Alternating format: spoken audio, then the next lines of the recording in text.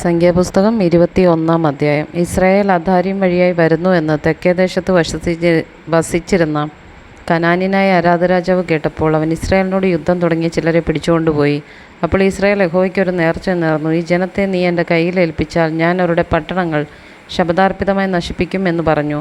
യഹോവ ഇസ്രായേലിൻ്റെ അപേക്ഷ കേട്ടു കനാന്യരെ ഏൽപ്പിച്ചു കൊടുത്തു. അവർ അവരെയും അവരുടെ പട്ടണങ്ങളെയും ശപഥാർപ്പിതമായി നശിപ്പിച്ചു. ആ സ്ഥലത്തിന് ഹോർമ എന്ന് പേരായി. പിന്നെ അവർ ഏദോം ദേശത്തെ ചുറ്റിപ്പോകുവാൻ ഹോർ പർവ്വതത്തിൽ നിന്ന് ചെങ്കടൽ വഴിയായി യാത്ര പുറപ്പെട്ടു. വഴിനിമിത്തം ജനത്തിന് മനസ്സു ക്ഷീണിച്ചു. ജനം ദൈവത്തിനും മോശയ്ക്കും വിരോധമായി സംസാരിച്ചു. മരുഭൂമിയിൽ മരിക്കേണ്ടതിന് നിങ്ങൾ ഞങ്ങളെ മിസ്രൈം ദേശത്തു നിന്ന് കൊണ്ടുവന്നത് എന്തിന്? ഇവിടെ അപ്പവുമില്ല വെള്ളവുമില്ല, ഈ സാരമില്ലാത്ത ആഹാരം ഞങ്ങൾക്ക് വെറുപ്പാകുന്നെന്ന് പറഞ്ഞു. അപ്പോൾ യഹോവ ജനത്തിൻ്റെ ഇടയിൽ അഗ്നിസർപ്പങ്ങളെ അയച്ചു, അവ ജനത്തെ കടിച്ചു. ഇസ്രായേലിൽ വളരെ ജനം മരിച്ചു. ആകയാൽ ജനം മോശയുടെ അടുക്കൽ വന്ന്, ഞങ്ങൾ യഹോവയ്ക്കും നിനക്കും വിരോധമായി സംസാരിച്ചതിനാൽ പാപം ചെയ്തിരിക്കുന്നു. സർപ്പങ്ങളെ ഞങ്ങളുടെ ഇടയിൽ നിന്ന് നീക്കിക്കളവാൻ യഹോവയോട് പ്രാർത്ഥിക്കണമെന്ന് പറഞ്ഞു. മോശ ജനത്തിനു വേണ്ടി പ്രാർത്ഥിച്ചു. യഹോവ മോശയോട് ഒരു അഗ്നി സർപ്പത്തെ ഉണ്ടാക്കി കൊടിമരത്തിന്മേൽ തൂക്കുക, കടിയേൽക്കുന്നവനാരെങ്കിലും അതിനെ നോക്കിയാൽ ജീവിക്കുമെന്ന് പറഞ്ഞു. അങ്ങനെ മോശ താമ്രം കൊണ്ടൊരു സർപ്പത്തെ ഉണ്ടാക്കി കൊടിമരത്തിന്മേൽ തൂക്കി. പിന്നെ സർപ്പം ആരെങ്കിലും കടിച്ചിട്ട് അവർ താമ്രസർപ്പത്തെ നോക്കിയാൽ ജീവിക്കും. അനന്തരം ഇസ്രായേൽ മക്കൾ പുറപ്പെട്ട് ഓബോത്തിൽ പാളയമിറങ്ങി.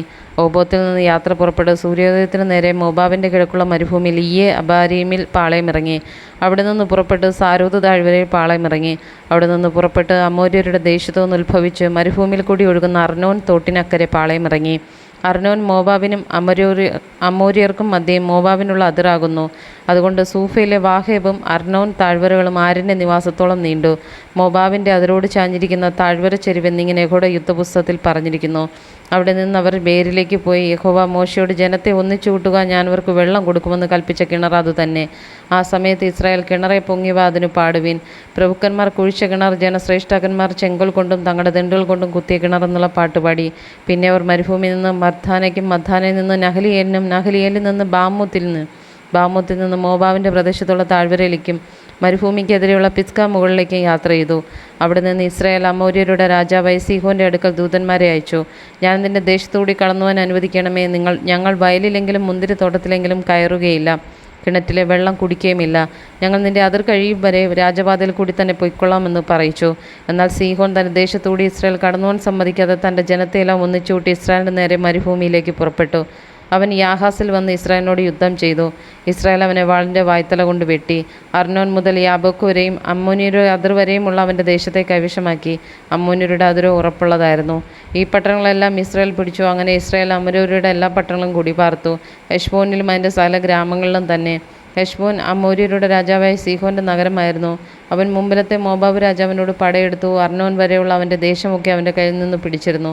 അതുകൊണ്ട് കവിവരന്മാർ പറയുന്നത്, ഹെശ്ബോനിൽ വരുവിൻ, സീഹോൻ്റെ നഗരം പണിതുറപ്പിക്കട്ടെ. ഹെശ്ബോനിൽ നിന്ന് തീയും സീഹോൻ്റെ നഗരത്തിൽ നിന്ന് ജ്വാലയും പുറപ്പെട്ടു. മോബാബിലെ ആരിനെയും അർണോൻ തീരത്തെ ഗിരിനിവാസികളെയും ദഹിപ്പിച്ചു. മോബാബേ, നിനക്ക് ആ കഷ്ടം! കെമോഷിൻ്റെ ജനമേ, നീ മുടിഞ്ഞിരിക്കുന്നു. അവൻ തൻ്റെ പുത്രന്മാരെ പാലായനത്തിനും പുത്രിമാരെ അമ്മോര്യ രാജാവ് സീഹോനും അടിമയായും കൊടുത്തു. ഞങ്ങളവരെ അമ്പെയ്തു. ദീബോൻ വരെ ഹെശ്ബോൻ നശിച്ചു. മെദബ് വരെയുള്ള നോഫയോളം അവരെ ശൂന്യമാക്കി. ഇങ്ങനെ ഇസ്രായേൽ അമോര്യരുടെ ദേശത്ത് കുടിപാർത്തു. അനന്തരം മോശ യാസേറിനെ ഒറ്റുനോക്കുവാൻ ആളയച്ചു. അവർ അതിൻ്റെ ഗ്രാമങ്ങളെ പിടിച്ചു അവിടെയുള്ള അമോര്യരെ ഓടിച്ചു കളഞ്ഞു. പിന്നെ അവർ തിരിഞ്ഞ് ബാശാൻ വഴിയായി പോയി. ബാശാൻ രാജാവ് ഓഗ് തൻ്റെ സകല ജനമായി അവരുടെ നേരെ പുറപ്പെട്ട് എദ്രേൽ വെച്ച് പടിയേറ്റു. അപ്പോൾ യഹോവ മോശയോട്, അവനെ ഭയപ്പെടേണ്ട, അവനെയും അവൻ്റെ സകല ജനത്തെയും അവൻ്റെ ദേശത്തെയും ഞാൻ നിൻ്റെ കയ്യിൽ ഏൽപ്പിച്ചിരിക്കുന്നു. നീ ഹെശ്ബോനിൽ പാർത്ത അമോര്യ രാജാവായ സീഹോനോട് ചെയ്തതുപോലെ അവനോടും ചെയ്യുമെന്ന് അരുളി ചെയ്തു. അങ്ങനെ അവർ അവനെയും അവൻ്റെ പുത്രന്മാരെയും അവൻ്റെ സകല ജനത്തെയും ഒട്ടൊഴിയാതെ സംഹരിച്ചു, അവൻ്റെ ദേശത്തെ കൈവശമാക്കുകയും ചെയ്തു.